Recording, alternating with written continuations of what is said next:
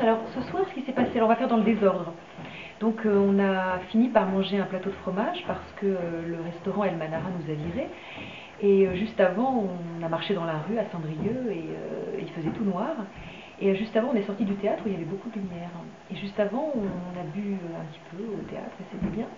Et alors juste avant, j'ai reçu des tonnes de compliments et alors c'était très troublant parce que quand on travaille, on ne sait pas trop ce qui va se passer.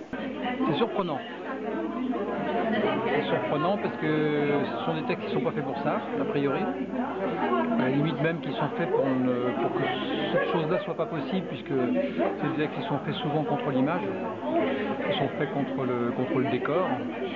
Donc les voir venir dans la voix de quelqu'un d'autre, d'une part, les voir venir dans un espace visualisable comme cela, d'autre part, les voir découpés dans un rythme qui n'est pas forcément celui dans lequel l'écriture s'est enfoncée, c'est d'abord surprenant et puis émouvant, parce que cette surprise est aussi une réussite.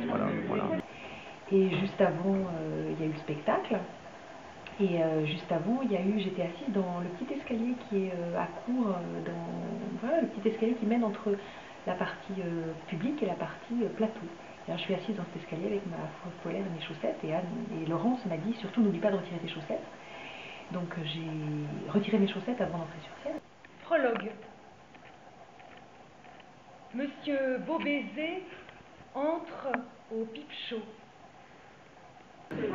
C'est une réussite parce que, enfin bon, c'est un peu vaniteux de dire des choses comme ça, mais je trouve que ça tient le coup, quoi. Ça tient le coup dans la voix, ça tient le coup dans l'image.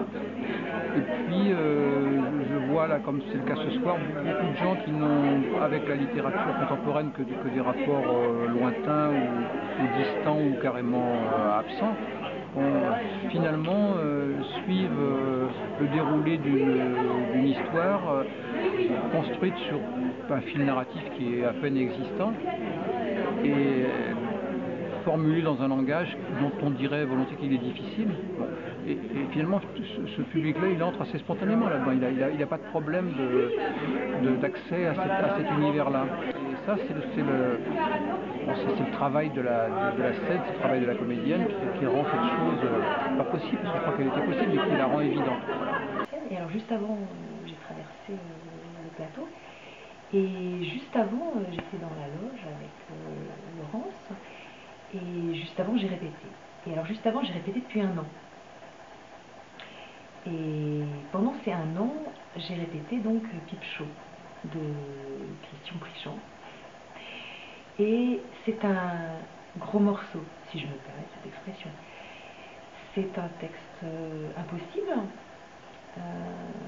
Et donc, comme à l'impossible nul n'est tenu, je me suis tenue depuis 1 an à essayer de travailler bidon après bidon l'histoire de ce pauvre monsieur Beaubaiser qui a des malheurs avec les dames. Il n'y a pas que lui. Moi, ça va. Et donc j'ai appris ce texte, syllabe après syllabe, lettre après lettre. Et donc si maintenant je redéroule le fil dans l'autre sens, et bien pendant 1 heure sur le plateau, j'ai essayé de faire comprendre à mon honorable public venu écouter pendant 1 heure mon délire, et celui de Christian Prigent qui est parti pendant l'interview, ce que c'était que cette langue impossible. Voilà.